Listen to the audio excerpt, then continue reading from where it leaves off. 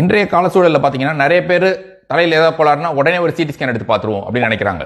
இது அவசியம் இல்லாத விஷயம். ஒரு கீழே விழுந்துட்டீங்க, ஒரு தலைவலி இருக்குது, இல்லை வேற ஏதாவது ஒரு சின்ன கோளாறு இருக்குதுன்னா உடனே சிடி ஸ்கேன் எடுத்து தலையில் என்ன இருக்குதுன்றதை பார்க்கணுன்ற அவசியம் இல்லை. நீங்கள் மருத்துவர் அணுகுங்க, அவங்க பார்த்துட்டு உங்களுக்கு இருக்க சிம்டம்ஸுக்கு தகுந்த மாதிரி சிடி ஸ்கேன் தேவையா என்னன்னு முடிவு பண்ணுவாங்க. அதுமாதிரி சிடி ஸ்கேன் எடுத்தாலும் எந்த ஏரியாவை ஃபோக்கஸ் பண்ணணும் அப்படின்றத எழுதி கொடுப்பாங்க. அதுக்கு தகுந்த மாதிரி பார்த்தோம்னா கண்டிப்பாக ஃபைண்டிங்ஸ் இருக்கும். அதில் ஏதாவது கோளாறுகள் இருந்தால் நம்ம கண்டுபிடிக்கலாம். நம்மளா சிடி ஸ்கேன் பண்ணிக்கிட்டா எனக்கு ஒரு நிம்மதி சார், எனக்கு ஒரு மன திருப்திக்காக பண்ணேன் அப்படின்னு நினைக்கலாம். ஆனால் சிடி ஸ்கேன் நம்ம தெரிஞ்சுக்கணும், ஒரு நல்ல பவர்ஃபுல்லான டூல், நிறைய நோய்கள் அது அழகாக கண்டுபிடிக்கக்கூடியது, அதே சமயத்தில் கதிர்வீச்சுகள் நிறைந்தது.